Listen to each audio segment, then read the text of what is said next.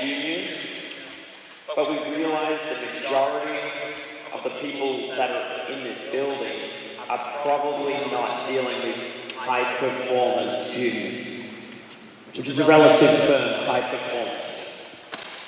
I mean, we want high performance out of everyone.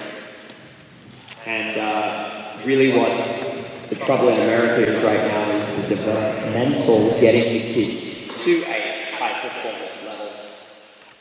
And we have 3 experts right here today. So we have Ben Hestley over here, who was a former director at Druid Hills, now Push Up Sports, does some amazing things outside of the club world now, and interacting with different sports as well, and has a very unique perspective, primarily coming up through red, orange, green ball program and the USTA programs. But he's doing his own thing now, which is freedom, right? Yes, freedom. Nice. So in the center we have Brad Sceney. Brad has been here at Land Athletic Club for 4 months? 5 months, obviously, that long. And has taken over a program here that was not so great, should we say? Yeah, we're removing the parachutes from the 8-year-olds that are running end-to-end and doing push-ups and creating a bit of a different environment. So only been somewhere for 5 months. What he's doing with the program now is phenomenal. I'll let him speak about that. But also coming from Crooked Creek, a fantastic program over there for many, many years. So, and then Jason, a very impressive resume right now at Druid Hills, and has a phenomenal junior program, a very well-known program. And boy, when he sent over some information about our junior program, because we need a little help, and like, how can you? Thank you for giving us a blueprint for an amazing junior program. So, an amazing coach. I don't know if you remember, I actually coached against you in the boys' 8s. We had the red ball first started, and you had the most dominant junior, and you kept beating all our kids. Thank you very much for that. But a great junior coach and transferring it to a great junior program. So welcome these 3 amazing pros, and definitely it's an interactive program. So make sure you ask some questions that are relevant to you guys as well. So enjoy. So I actually want to start. I know Bill left, but he's like, why are y'all sitting down? Would a professional sit down as a speaker? But that was great that he did that. Also, how many of you guys wish more of your staff were here while he was talking? I know there's a couple of staff people that would like to have had here, so that was a great skill that he gave us. But as far as, and I don't want to take anything away from you guys, it's going to be interactive, but I pretty much do 100% juniors at this point at Druid Hills. Which, Ben, could you do that when you were at Druid Hills? Could you do 100% juniors? What's that? Could you do 100% juniors in Druid Hills? I tried. It was unfortunately the dues paying adults that I had to deal with. But yeah, it's tough. I mean, if you're a club director, and one thing for me to have to be a tennis director and being so passionate about juniors is it's very difficult. I do think it makes a big difference if you're director of tennis or director of racket sports is passionate about juniors and wants a prominent junior program, whether that's entry level or novice beginners, whether that's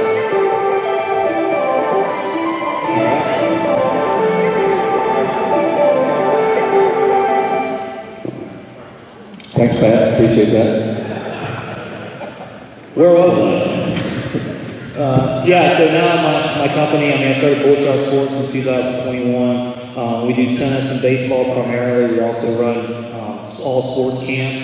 And yeah, it's 90% juniors.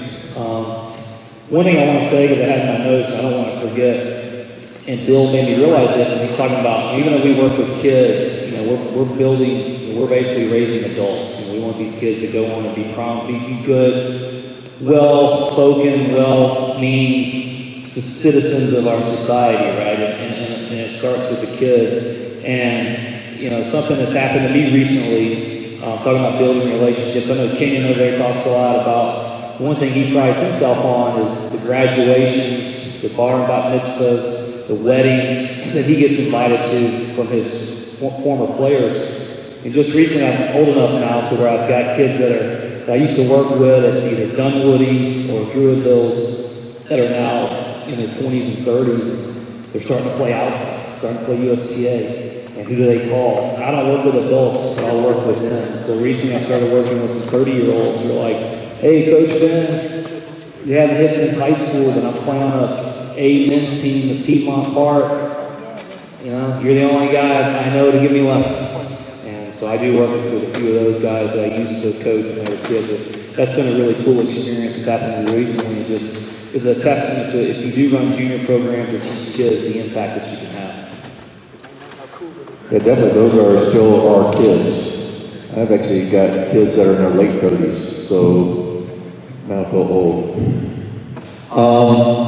So we want to talk about, how do we get our kids, juniors growing more just in the academic space or in your group clinic space? How are you getting your kids to play more versus just rallying and hitting more? So, I'll throw out one thing I did recently. I did an in-house league for some green and orange. We essentially just had as many kids sign up as possible, and we said, okay, Saturday from this time to this time, the greens are going to play, and this time to this time, the orange are going to play. I was very fortunate that I had a parent that is phenomenal with Excel, and she did her own availability chart for parents to go in and put yes, no, maybe, yes, no, maybe. And so every Saturday we knew exactly how many kids we were going to have, whether it be 8 kids or 16 kids. I reserved the courts for them for a certain time frame, and the parents went out and they were able to kind of coach and help, and in some cases learn, because some of the parents have no clue what their kids are doing. But it allowed them to get some match play that way, because a lot of times when you do an academy, you're just hitting, you're going up the river, down the river, up the mountain, down the mountain, stuff like that. You're not going through the process of playing matches. So that was one particular in-house league we did. And obviously, we can talk a little bit about Alta and USTA, but what are some other things that you guys are doing to kind of get kids playing matches? Well, just coming from Crooked Creek, where I've been here about five or 6 months, Crooked Creek. Before that, was a little bit at White Collins and Polo. And each program was probably at different stages when I arrived there. I've got some people I work with in different places here, which is great. But I think coming to AAC, I'm 51 years of age. I know I look 25 maybe, but I look very professional, Bill Anderson, because I've got a name tag and all that kind of stuff, so I've learned a lot from you in the last hour. But just coming here, looking at, I'm not asking for any information on what was here before. I think it was just taking a blank canvas and using all the experiences that I had in those other places and just starting from scratch. Where you guys are at with Druid Hills and sure some other programs, Crooked Creek is in a great place. Coming in here, it's using all the experiences we have. We're at the infancy stage of really starting with our red and orange and maybe green ball, because one thing I've always thought about, especially when I moved to Crooked Creek, I noticed there was no junior team play going on. And that's the philosophy of, maybe the people there before and so forth. And I think, one of the best places to learn in tennis is in matches. Now, ultimately, there's a lot of people who don't really want to play matches. They have fear of matches. They, maybe don't want to be involved to that level. But ultimately, that's the number one place where you learn the most. Probably where you're the most stressed. So we're getting to that stage, and we will be building in-house leagues. But basically, coming in here, the number one thing I think is just we've got to get the kids to enjoy the sport. And so what we've started, or tried to start here is, let's just get you to enjoy having a racket in your hand. Let's get you to enjoy walking in the building, enjoying being around myself, which can be difficult to do, enjoy being around our staff. And then once we get to that point, then we get into down the road match play. So we had maybe one or two teams in the fall we just had, and we'll get into it I think in a little bit. But unfortunately, that team was also disqualified out. And the reason is that it's hard to get kids to travel sometimes to go and play matches. It's a little bit not maybe team-based, even though it's on a team, because you travel somewhere, only 1 or 2 kids show up, there's forfeits that happen, things of that nature. So the thing that we're trying to incorporate here is like you guys are doing a little bit, wanting to learn what you're doing and what everyone else is doing, is bringing everything a little bit more in-house as a starting point to get them to learn match play, because once we can get them to learn match play, understand match play, then it provides a lot more value for them in why they attend the clinic. So at the very start, we've got kids coming to clinic, 1 day a week, and they come in for 45 an hour and a half. They're here to have a great time, so we try to make sure they have a great time, but then we're trying to find that balance between teaching them tennis. And sometimes the gap is going to be made between getting them eventually to a rally component, getting them to being able to play against each other a little bit, so they start to see the value in why it is we're teaching them what they're teaching. So I fully believe that match play is the ultimate, but sometimes it takes a bit of the time to get them to that point. So red ball is hard to do match play. Orange ball, we're getting to match play. I've got 2 daughters that play tennis, and when we first moved to Atlanta, one of them was 7 at the time, 6 or 7. And we drove 45 minutes across town to play a red ball league, if you will, including the warm-up. The match lasted 4 minutes, and we drove home, 45 minutes, plus ice cream on the way home, because we always go for ice cream after a match, right? So that whole hour and a half turnaround was for a very short period of time, and that's what I kind of find a little bit with the leagues in that sense, which is why I value starting in the in-house leagues like you're doing. And I'm not sure how much is done around the area. Sometimes you need a volume of kids to make it happen, but the other part to it is, we don't just need our kids at this club to do it. We can coordinate with other facilities. They can be HOA facilities, they can be independent people that work in other areas and have a group of kids. And I think one thing that I really want to push what everybody does is we don't privatize what we do and protect what we do for our kids.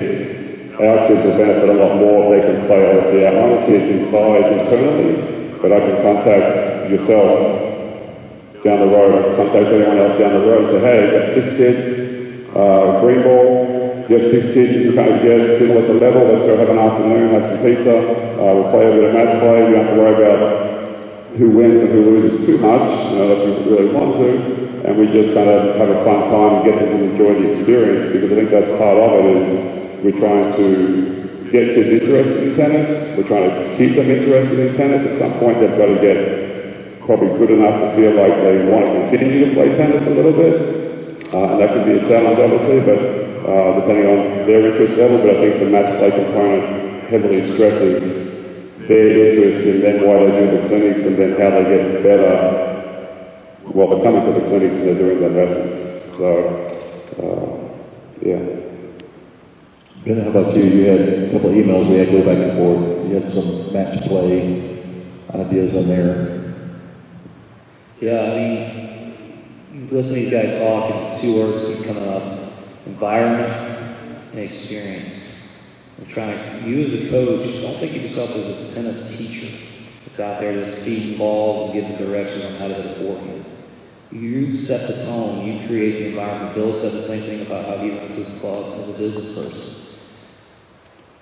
You look at any top-level player, any sport, and I love what the U.S. Open has done, really all the Grand Slams done. They show the guys warming up, before the match. You watch on TV, they're warming up, you see when Federer played, he's got the volleyball and he's bouncing the tennis ball with it, and you see Novak's crazy dynamic warm-up that he does. He can contort himself in all different directions.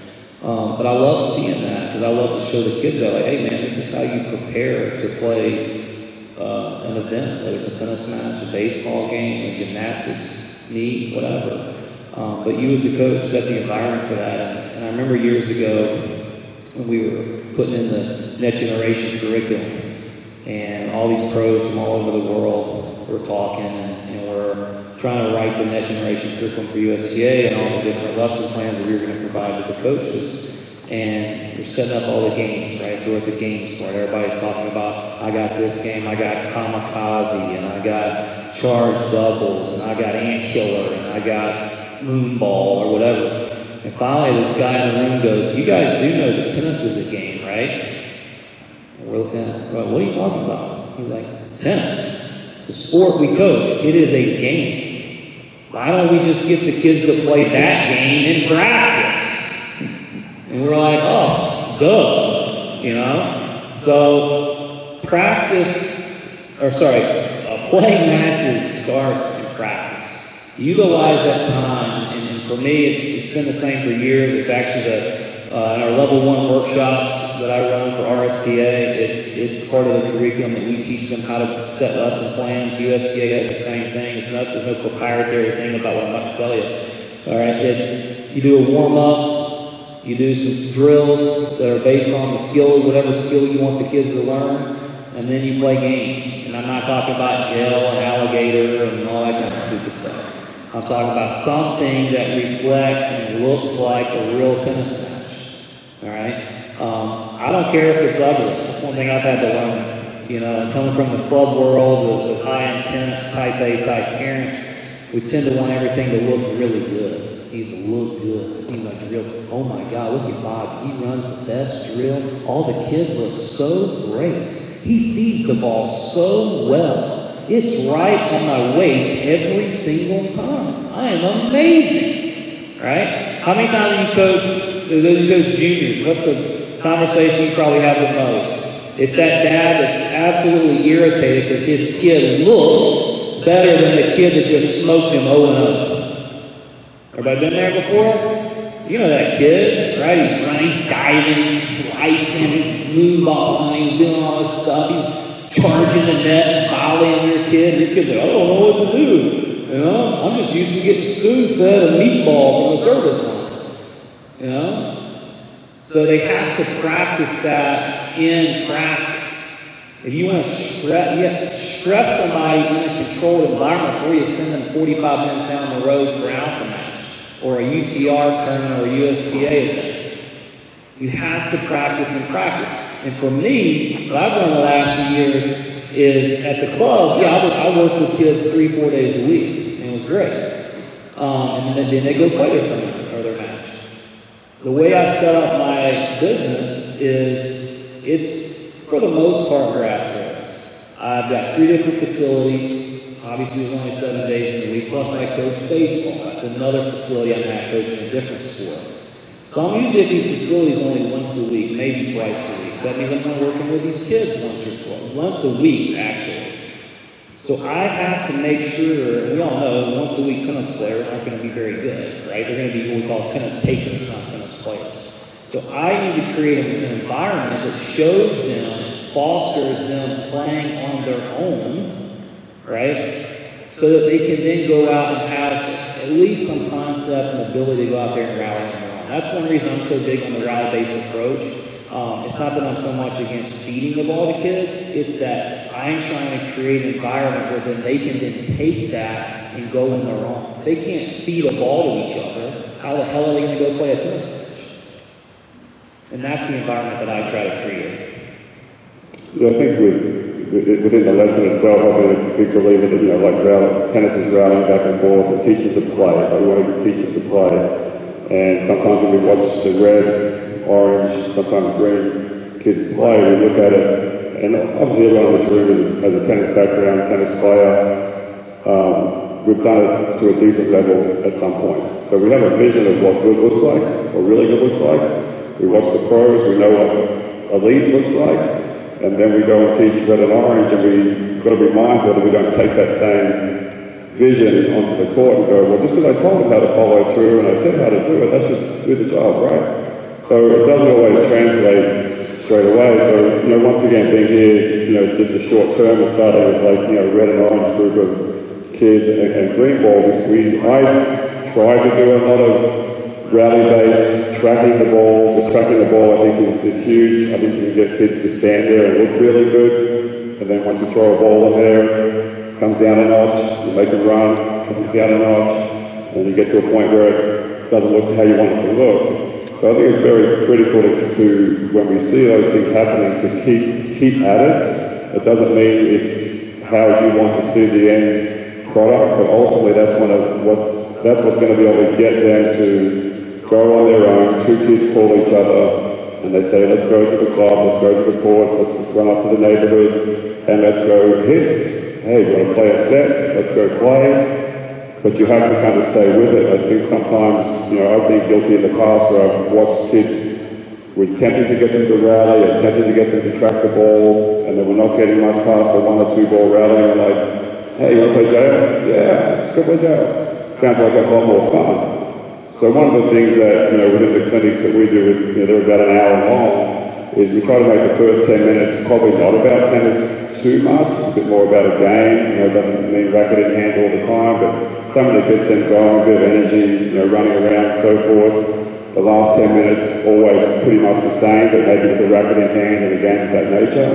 And then you try to hide the focus in the middle, and then try to maybe trigger them a little bit as to what they're trying to learn. But a couple of things we're trying to get them to do is love the sport, grow their interest in the game, and they get to the point where they have more curiosity and they want to play. So you talk about Ben said tennis takers. We have, in the first session that we ran in the fall, we had no summer program really at all. So we had first session we ran in the fall. We had 75 kids, which I don't know if that sounds good or bad. I don't really know, but we had 75 kids and 74 of them were taking 1 day per week. So we had lesson takers, if you will. So now we've got to the point where we've got probably half a dozen or more that are now starting to do it 2 times a week. And obviously the goal after that is hopefully we can get it to 3 times a week, because then maybe tennis becomes their activity, as opposed to just tennis being one of the sports they play during the week. And I do encourage multi-sport participation, in your younger ages and even as you get older as well. But obviously we want to see improvement, so we need to obviously get them on the court a lot more. And it can't always be pay the coach for a lesson, pay for a clinic. I think they're highly valuable, but the missing gap, I think, is like Ben is saying, is get them to want to go and play on their own, but have the skill set in order to make it look like they're doing or surviving out there, where they can then start to play against each other. So it's a little bit, catch-22 at times. Like you know what you want the end product to look like, and you don't always see it. You probably don't see it that often, but you understand that that's the progress of what it is. Because as I say, we're all been to a decent level in tennis ourselves as we've played, so we know what it's meant to look like,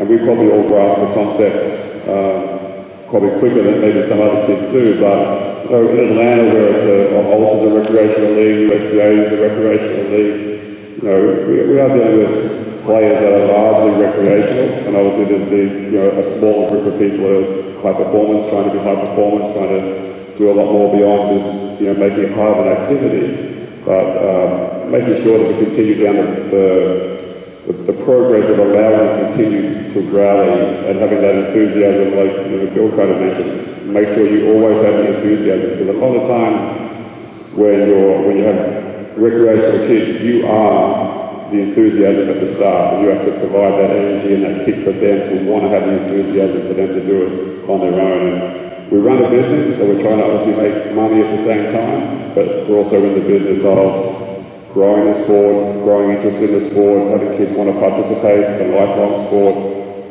So, like Ben said, we want to get them to rally, but we want to make sure that just as we don't see it perfect how we want to see it, and every kid is a little bit unique in how quickly they'll grasp something. Yes, I fully believe in the rally component, as sometimes as maybe visually is not how we want to see it as much. So this is going to be a very unpopular opinion, but I feel like a lot of programs now are overstructured. They're wanting 3 and 4 and 5 days of drills that kids are paying for. None of my classes, whether it's red, orange, green, high performance, advanced yellow, 2 days. 2.5 hours twice a week. And I always tell all the parents, for every hour you pay for, your kid should do tennis for free. So whether it be go serve a bucket of balls for an hour, go play a match, go hit against the ball machine. We just got a brand new ball machine that needed to be replaced. And the kids at 9 and 10-year-olds know how to use that ball machine. So, we've set up a couple of UTR match place, situations where we invited other kids to come out and put it into a UTR.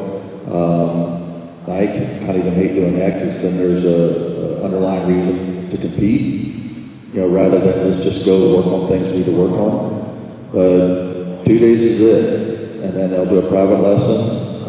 Some kids will do a semi-private lesson, so if they feel like the 2 days the private's not enough, so all right, get somebody of similar ability and we'll do another semi-private lesson. And then I try on the weekends to go watch them play. So a lot of coaches don't do that. I think that's the biggest way to be present with your kids is whether it be a local level 6 or an Alta match or junior team tennis in-house league, is to be present so they can kind of talk to you and get some feedback from you there. Because I don't know if everybody agrees with me, but I feel like the problem-solving aspect of junior tennis is decreased tremendously over the last 10 to 15 years. We're too busy telling our kids how to play, that when they go out and play, they can't do it. I mean, unless you're standing there and they're like, oh, I remember Coach Jason said this. Or after the match, like, okay, I struggled with that. Oh, Jason said I got to do this. So it's putting them in a position where they have to solve problems. We can blame the cell phones and the iPads and the computer all you want. At the end of the day, they have to go play matches and figure it out themselves. So that's kind of my 2 cents. I actually like to kind of open up to you guys rather than us talking a ton. You want to echo that because I think it's so important. I think it starts you as the coach, rather than thinking about what you can see. I always think of like in RSPA when we do these certification workshops, and one of the questions we ask in level 1, and the first is like, think about the best coach that you ever had. And it's a Zoom call, so we say, think about the best coach you ever had, and put in the Zoom chat just 2 words or 1 word to describe that coach. And you can just think about yourself now, the best coach. 99.9% of the time, the answers we get when the coaches that are getting certified, when they answer to us the best coach they ever had, they use words like, he had or she had great character. She taught me how to work hard. She was super passionate. He was enthusiastic and helped me through tough times. Never do they say, or hardly ever say, man, this coach could teach an American twist serve like you wouldn't believe. We don't get that. We get the character stuff. And the character starts at practice. I mean, my kids know they better bring the water ball and the racket on the court. Even at 6 years old. Not mom or dad. Mom or dad ain't taking the lesson. You're taking the lesson. Bring your stuff. All right? I tell my son all the time, I'm your daddy, not your caddy. We play a lot of catch in my programs. I'm a big believer playing catch. My fundamental philosophy of tennis is just an extension of playing catch. Bobby and I can throw a football back and forth, or we can grab our rackets and hit a tennis ball back and forth. It's playing catch. Right, now we get into the keep away part, where we're starting to try to win matches and hit the ball away from our opponent, things like that. But generally, since it's playing catch, we play a lot of catch in our programs. 5 years old, 6 years old, teenagers, they start out every day doing some form of catch play. And when I say this to coaches a lot, I see a lot of coaches, they say, well, my kids can't do that. They can't play catch. They can't rally together. They can't feed the ball to each other. That's what I have to do because they can't feed. Well, teach them. Teach them how to do it. You're the coach. If you can teach a top spin forehand, you can surely teach some kid how to toss the ball 10 feet over the net to another kid and have them hit it softly back so they can catch it. And they can learn to rally. And teach the character piece. I teach a lot when we're playing catch. Hey, why are you throwing the ball 10 feet over kid's head? Is that nice? You think he likes that? Oh, no. Well, then, slow down. Control yourself. Toss it nicely to him. We count a lot in our program. How many catches in a row can you do? How many times can you hit the ball into the service box in a row? How many rallies can you make in a row? So what I love, what I've learned is you're teaching not only the tennis skills, but you're teaching them how to be good people all at the same time. I'll never forget, we're really big on character and culture. And we used to have all this stuff written when I was at Druid. We spent a lot of time on it, mission, vision, values, culture, all that sort of stuff. And I'll never forget, I was interviewing this kid. I actually hired him. He was in there for his orientation. I was running his orientation, just me and him. And we're in the pro shop, and here's our culture, right here. I wrote it off. Here you go, bud. Read it. And this kid's like 18, 19. He really takes this, all this hard work I've done for months on the culture. He just wads it up, puts his clap. Just like, right in front of him, just like that. Wads it up, puts his clap. I was pissed. I was like, jerk. This is our culture right here on this paper. Spent months on this thing. But I learned right then that culture is how you behave on a consistent basis, how it goes on that earlier. Right? Whether it's kids, adults, running clubs, running facilities, whatever, just being a person. Culture is what you do. It's how you act. It's what people expect when they come to your court. They know they're going to get this type of personality, this type of coach. That's the culture. It's built over time. It's not written on a sheet of paper. Sorry, I'm also. No, you're good. So essentially, you're teaching collaboration between the kids, which I want to kind of leads into the next thing that I kind of thought out to you guys, because I want to collaborate. We want to collaborate with you guys. When Marcus asked me what to kind of talk about send them, I sent them the handbook for the junior program. And if anybody wants access, and you can trash it, but if you want access to it, copy it, use it for yourself, you're more than welcome to have it. Because the more you collaborate, you're teaching that with the students, the more you collaborate within the tennis industry and the culture, the more we're all going to grow as a team. So, yes, sir, Ricky, you got a question there or something you want to tell us? Two things that I've found in the last several years that our structure in our program is green means go, okay? If I get you to agree that, I got you. And I got you for life if you're going to play this sport. If you go red, orange, green. Green, I got you, all right? So my programs are, I don't want to lose you red, orange, okay? Because I want to get you, okay? But green is, you get them to green. And then when I play tournament level, like I'm in the recreation more, we move our high performance. But that kid is going to play high school riddle. He's going to, they have a spot for him. All right? So that, but the other thing I do with my red and orange, it's very team-based. Very team-based. The individual thing is why I lose you, is what I found. If you're individually not that good, I don't want to do this time. But when I put you on a team, you hit 2 good shots for that team, all of a sudden I'm kidding. I got it. All right? So those are the 2 things that really structure our red orange green. Team-based at red. It can be the smallest little team thing. It could be anything. Okay? But if I team them red and orange and green can become a little more, but I can get that and green guy. I got a lot of team stuff going on. Even in the high school league, it's recreation. Team. And that's where I think we miss the goals sometimes. So let me ask you this, do you have larger numbers in your red and orange? And then it's a matter of they start kind of going like this? We do, but we have a large green dot population right now. So it's a mix. I mean, we're at, we have 4 courts that we utilize in the afternoon. And like for instance, last night I went to high school with 8 kids. That are more recreation high school kids. Okay. And then he's got 6 green dot downstairs because we didn't have quite enough to do have both of us doing a high school league. So we create that with no green dot. So green dot, we got a strong green dot component. That's excellent. That's when it gets going. Michael, is that kids that come up with you? So they start with red, orange. We had it like 4 years ago. We were probably going to lose our place. I've been there 10 years, and you have to know what's going on at your club. And we had too much high performance going on. The members weren't happy. We got 20 kids in the afternoon. We had a great high performance program. But the members were like, I want my kids. So it was a tough decision, but our partner of 10 years now, we moved to Terra Mill Park for the high performance, okay? So we had to pivot. So I do all the recreation in-house. It's gone great. And the kids really good, then send them down the road to Terra Mill for the high performance. But if you remember, if you're in a small facility, they don't want, like, you can only get away with so much of bringing non-members in. Oh, I trust you. Do you remember?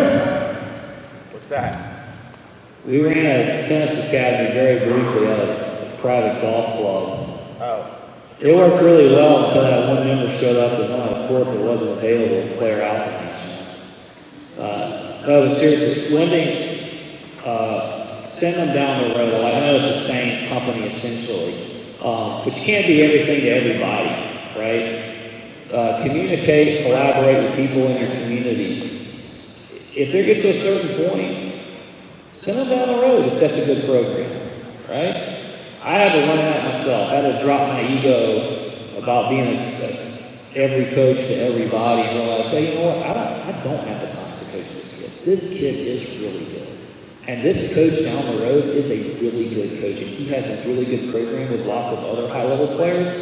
You should really get to know them. And I'll tell you what, the parents, too, you have that conversation with parents, they will be your freaking friend for life.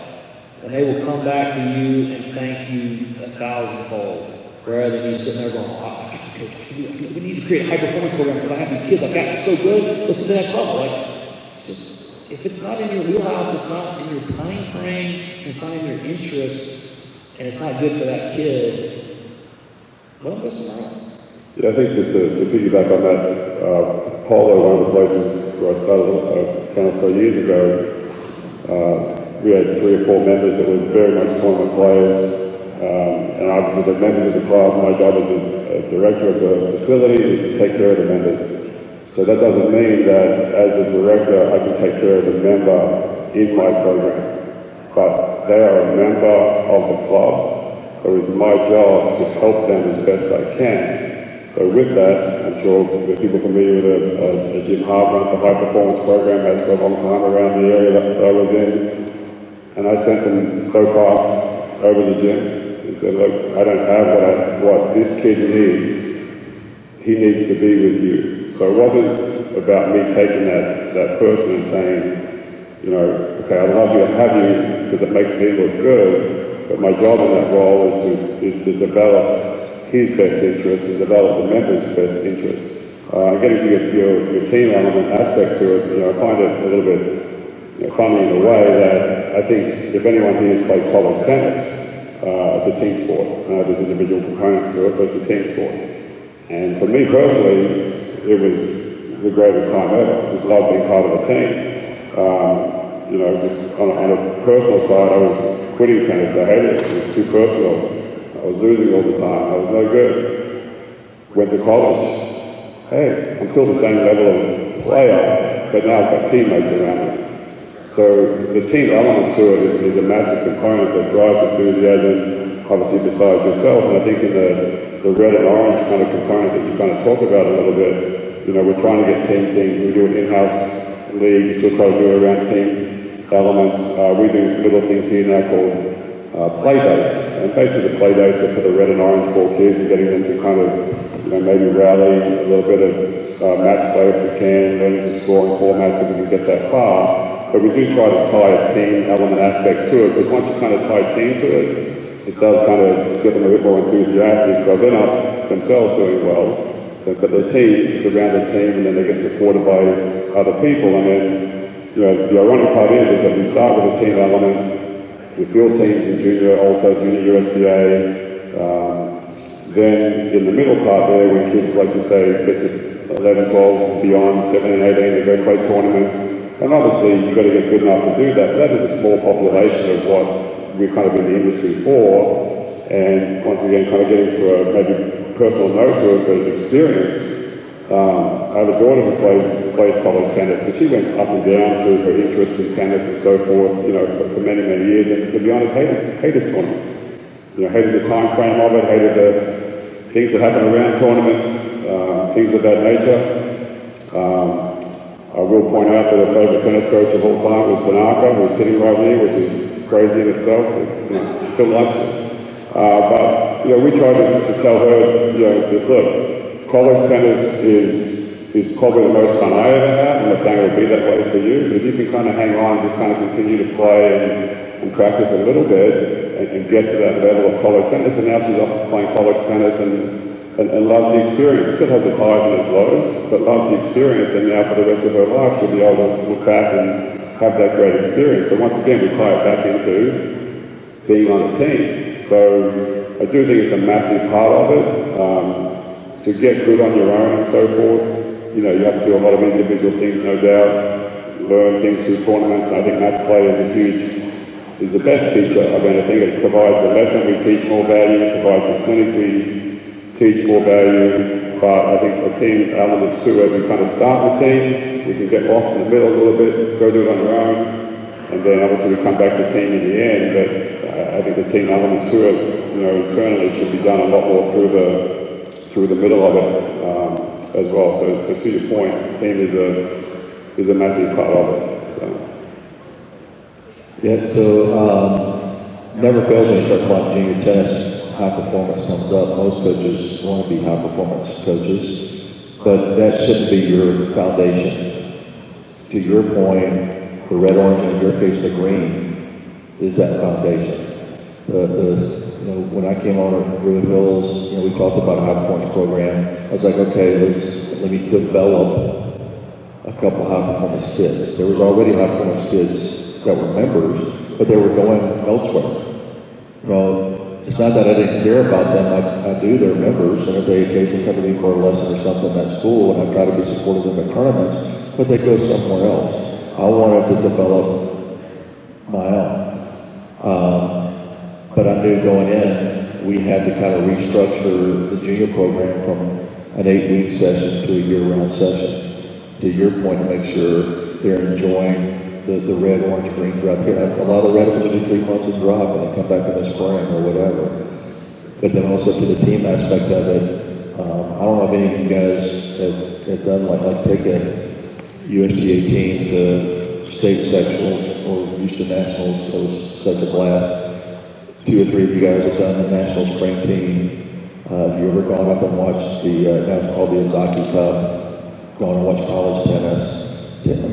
Team tennis is a thing, even though you're individually playing. Most tennis players that they enjoy playing high school tennis is on a team. You've never played singles, college tennis. I've had a couple of kids, 17 years old, like, I think I'm done, I don't want to play. I'm like, dude, give me 1 year of college tennis. If after that 1 year of college tennis, you want to quit, I'll be the first one to support you. And after that first year, it's like, oh, this is awesome. Even to playing tennis on campus, right? That was always the problem. Is you have kids that they want to go to Georgia, they want to go to Alabama. You can't play tennis at those schools. You're not good enough to play. That's okay. There's a kid lives in our neighborhood who actually just went to Georgia. He's at Georgia now. He came up through UTA. But I've known, lived down the street from me. I've known the kid forever. He's at Georgia. He's playing on campus. And let me tell you something. That UGA on campus, the club team, whatever they call it, it's not as good as it could be some D1 schools. And Andy made that team, and it was pretty cool for him. His dad was super happy about it. But that's just another avenue that kids have. If they don't want to go play it, you don't want to go to Emory, you don't want to go to Rhodes or Millsaps or Swanee, or you don't want to have to go play it.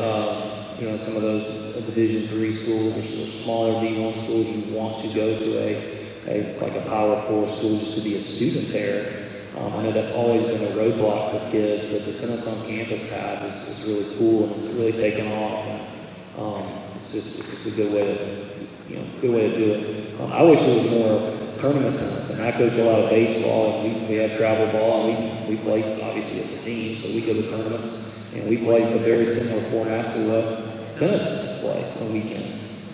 I wish there was more of that for team tennis. You could have a travel ball team if you want. I'm going to get crazy, but team for tennis. We did in JTC. It's great. It has your city, your state, sectional, and 14 and 18s at nationals. We've done those events, you and I both, and we've had great times, great teams, wonderful experiences that come with those kids. Now adults, this is probably the first thing we start talking about. But I wish we would have more of that, you know, and had more of those events that we could have done on a regular basis. Quick question, when do you start to individualize development? I mean, even moving from beginner to advanced beginner to intermediate, Tommy can't play short balls, Debbie can't hit left and right, and so you want to help Debbie use with even once or twice a week for a year, but then you got to keep databases and notes, so, you know, when do you start to individualize the kid's development? In a group setting? Yeah, even if it's, you know, like I said, intermediates or... Right away. Mm-hmm. Right away. I mean, that's where, I'm glad you said I got that on notes. That's where a progression-based approach comes. You know, you as the coach set the environment. I think about it like a gym, right? My son works out with a trainer, and a bunch of kids do. So you go into the gym, you guys are exercise enthusiasts, you probably experience this, right? And you walk into the gym, and every kid has on the board their workout for the day. So you got 10, 12 kids in there working out. These are mostly all baseball players, but some are multi-sport athletes. And they have their exercise. They're in the same group, but the coaches individualize the workout for them. Maybe it's a different weight that they're using. Maybe it's a slightly different exercise. So kind of think along those lines. You could do the same thing in your tennis practice. You know, make the drill a little bit harder for these kids if you're better. Make it a little bit easier for this kid if it's a little bit too difficult, right? Regression, right? I think that's where it starts. I've honestly never found at least 2 kids that can play together, if that makes sense, right? If there's one like super outlier kid that can't play with anybody because he or she's so good, then maybe that is not the right environment for that person. But on the most part, I've never been in a situation like that where I can't have at least 2 kids, and that's great about tennis, it's partnerships, right? You can pair 2 kids up, and they can play together, whether it's rallying, whether it's playing catch, whatever it is. But think about, how can I take this drill and make it more challenging for this person if it's easy? She's really struggling. How can I take this drill or what we're doing and make it a little bit easier so that she sees some success? And then build back up. I think that's the approach to do that. I think in the groups that, my general belief is that you have a group of, it doesn't matter whether it's 6 to 20 kids, the tempo of the group is done up to the highest kid in the group.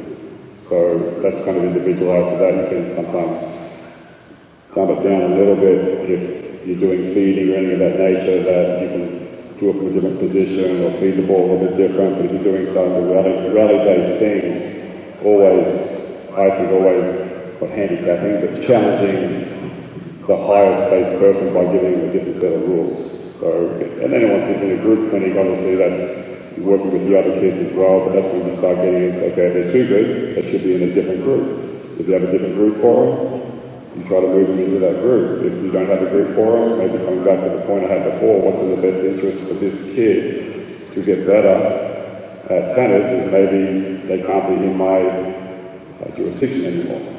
So I think there's a couple of different things you can do, but I've always gone by the growth of the level of the highest kid in the group. Well, the thing I stress, every kid is unique. I mean, you can have a group of 8 kids, if they're relatively similar in level, they're extremely unique in how they develop, and yeah, they might have a similar Jason forehand or something like that, but for the most part, they're unique. You know, I verbally touch every kid. If I'm walking around or something, I go give them a verbal touch. I might not say all across the court, but I might give them that, you know, hey, use the ground a little more here. You know, work on propping your racket more. I mean, so you're doing something different in that regard. Also, we started about a year ago that once a quarter, we send out an email to the parents if you want your kids evaluated, or send us to send you an evaluation. It's somewhat generic, but then depending on the coach that's filling out the evaluation, you know, we might get a little bit more specific with some things. So, but I mean, yeah, may not be analytically tracking the data, but at the same time, you've got a goal for each kid based on what they want to do, how they're developing, and things of that nature. And you're communicating that with the parents so that they know that that's something they need to kind of follow and watch as well. I also feel like when you're rally-based, people say, oh, rally-based, there's still things at the times of professional teachers that we need to teach them to do. 100%. I'll give you a simple example, split stepping before each shot. Like, when you see kids rally-based and split stepping before their opponent hits the shot, like, whoa, got a little tennis thing. Catching the foul, just, catching and finishing foul, even though this part might be different. But I think, I've just seen sometimes rally-based, it's just, we're still tennis, and there's certain elements to tennis we still need to bring into play without it just being a random. Well, it gets to the point where, I've heard this before, where most mistakes are from footwork. They're not from not following through or not hitting the ball the right way. You give them a basic foundation. As the better they get, the more you tweak it. But at the same time, if you guys spend a whole lesson on the split step, and the whole lesson on loading the back leg, or the whole lesson on square stance versus a semi-open stance. So again, that's individualized. Like Bill said earlier, it's not what we need to work on. If you watch that kid in a team setting or a match setting or hitting with a friend or whatever, you know what you need to work on. This is very specific to that kid. So, anybody else have anything? Yes, sir. Going back to something you said earlier, Jason, with the Excel spreadsheet, in terms of a parent stepping in and helping you out with it. Mm-hmm. And I feel like you got to lean on the parents too to a certain extent. Because it's no small task. No, it's not. It's too big for one person to handle. And I feel like any successful community program is also going to have a lot of solid help from a parent standpoint. And not just like from an individual standpoint. I'm talking about parents that are finding what you're trying to do. Right? I remember, actually before Brad was at Crooked Creek, Heather Silva was there, and I helped her a couple times. And one day I was in her shop and talking to her, and she had 17 different highlighted colors in her weekly planner. I'm like, holy shit, what do you need all those colors for? And she talked about over-communicating with the members, with the parents. Over-communicate. And I actually put this in part of what I put together for you guys if you want it. But a lot of times we get caught up in just the email. If a parent wants a text, you send them a text and email. If they want a phone call, they get the phone call, the text, and the email. If they're Facebook Messenger people, you send them a text, a phone call, an email, and a Facebook Messenger. But you've got to do that with all the parents. You got to do it. If you've got 100 members, you got to do it technically 200 parents. But from that, you'll get 10 to 12 parents that they see, the passion you're putting into the program, and that they're buying into what you're doing. And again, that Excel spreadsheet, I didn't ask her to do it. She called and said, oh, I can help you with this. I'm like, please and thank you. And then, some parents saw her do it, 2 more parents said, oh, if she can do that, I can do this. And then now all of a sudden, people, I don't know about you guys, but a lot of people, there's a lot of times it's hard getting the USTA team tennis captains because they don't want to go through 2 hours of safe play.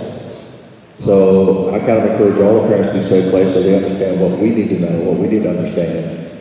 And once they actually captain and they see the other parents are like, hey, if you can't be there, give me the scorecard, or I'll take the kids, or your kid's not playing, I'll do it. Once you get 2 or 3 or 4 good buy-in parents, you'll get 10 or 12. You're still going to get the parents, the dad or the mom that are kind of controlling and want to get overly involved. And you just got to, treat them with, what do you call it, kid gloves. Because the reason I like Eagle Watch was because of a parent that, she put on boxing gloves and she went at whoever she could go at. And I'm like, after doing that for 2-3 years, I was done. So I've actually retired from tennis twice. So hopefully I only retire one more time. But yeah, parents are, I mean, over-communicate is huge. And again, communicate with them the way they want to communicate. And again, I mean, the evaluation for the kids every 3 months, I don't care if it's a red ball. Still send them an evaluation if they want it. And the more you support their kid, the more they'll support you. There's one other thing I was thinking about is, and I've been fortunate to be at a couple of different clubs where they have really successful swim teams. And, you look at like other sports and you're like, what is this swim team doing so well? Where they got 300 kids coming out on Thursday to swim. And I want to see that a lot there at the moment. And the big thing is a huge amount of excitement, right? And you're talking about, a junior shot at it's like these kids are starting to swim at like 4 or 5 years old. And they're going to meet, right? They don't know what's going on. All they know is, hey, I'm swimming against Druid Hills and we won. Yeah. And then they'll come to tennis camp the next day and they're talking about it. So you're creating excitement at a very early age. And then you're like, hey, we can play a tennis match against Druid Hills too. What do you think of that? I think it's a great idea. I would tell you, don't get caught up so much in those numbers. I heard that for years, and people got really upset when I said this. I'll say the same thing about soccer. First of all, swim has a lot of parental involvement, huge parental involvement. Second thing is, they say, we got 300 kids on our swim team. How come there's only 75 kids playing junior team tennis? Well, anybody can swim. Be proud of the sport that you have. We're trying to make tennis more accessible and easier. Yes, of course. But it's a lot harder than getting in the pool and swimming. I'm not saying to be good at swimming, be good at soccer, there's a difference. So if you just want to be on a soccer team, you just want to be on a swim team, just get in the damn pool. It's easy. Seriously, anybody can be on a swim team. That's why they have 300 people. And yeah, you sit around for 30 seconds to your kid's life. And it's more about the parents' social aspect. I don't even stand on the soapbox. I know Billy's been inching there. He's sitting on the edge of his seat and asked a question. But, sorry, I just had to say that about the swim. Yeah, no, I was believing on the idea of having that excitement. I'll say I didn't do it. I haven't done it through Hills, but I did it at Brookstone, a little bit at Eagle West Tech, big spring teams. I went to go watch my tennis players, my students, in swim meets at the club. Mostly just support them. And a lot of times other parents would come up and say, who are you? What are you doing? Who are you watching on the tennis court? Oh, I've been meaning to get my kid in tennis. Well, here's my number. They might call me, they might not. I'm 100% would have been, throw a kid in the pool at some point, he's going to get to decide somehow. Okay, but if you're there and they're like, why are you here? Who are you? Because parents are nosy. They want to know why you're there. And they're like, I'm watching Johnny swim or Bobby swim or Susie swim or whatever because I'm coaching tennis. Oh, that's kind of cool.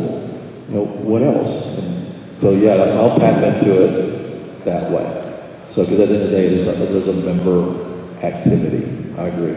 Just a side note, that Monaco swim team, not too sure about here, but the golf program here has like 400 kids in the golf program. I'm like, it's a number. Cut out. There you go. I look at it as, that's competition, or we work with them. So we're actually doing golf to their credit, they're doing a great job of working with us, because I'm like, it's 400 kids. Okay, our membership has 400 kids. So I mean, some of you come to the tennis courts. So yeah, tapping into other resources at your facility is huge, as an opportunity, not a competition, if you will. So we have like 2 minutes. What do you got? I was just going to add to all of that points. Even when it comes to what Bill was talking about, we have to be better. Oh, I'm sorry. We have some best resources. We have to be able to people toughest sport to play. It's the toughest sport to coach. There is no way to know everything about everything.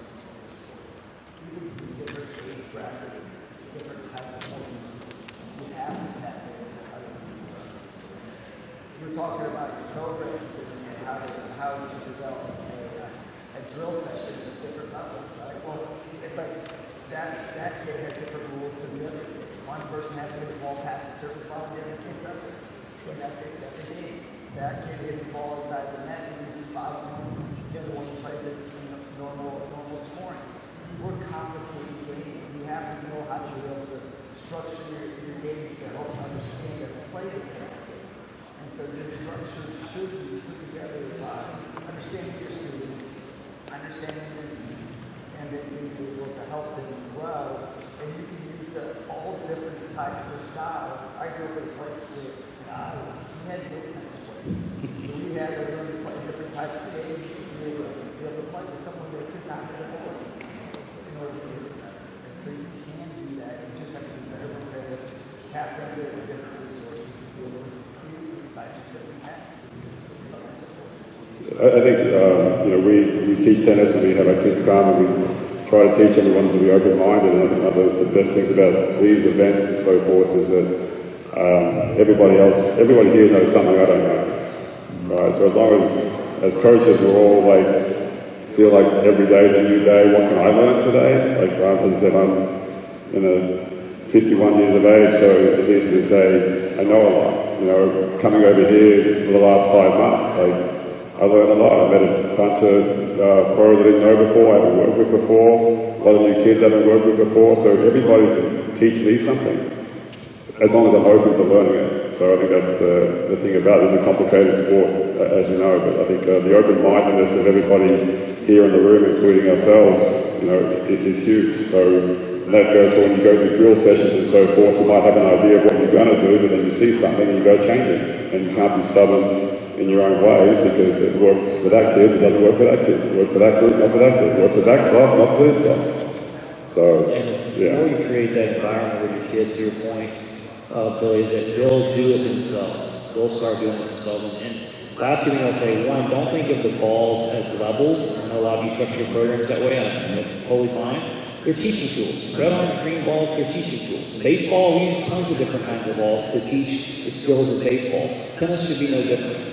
And if you have the kids in that culture and environment, they'll do it. I'll give you one quick story. Yesterday, I had some green dot ball kids, that's their level. They're rallying together, and they're trying to drive the ball deep in the court, right? They're trying to maintain a baseline-to-baseline rally.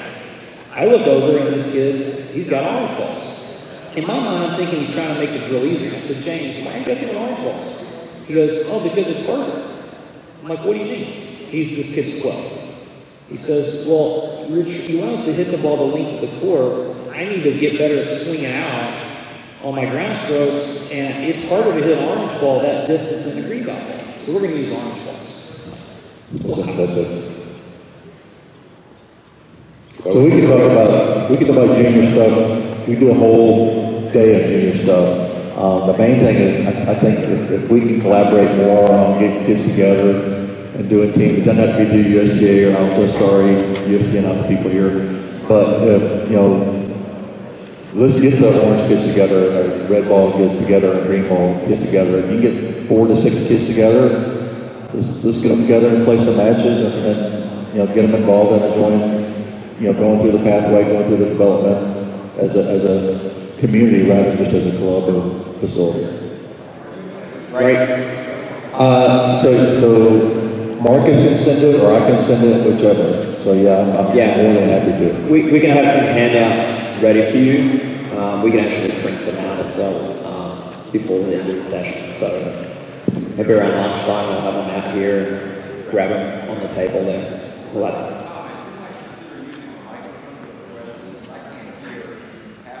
Oh, the questions are included. Sure. Yep. We have a fourth one that I'm wearing. Thank you guys very much. Thank you.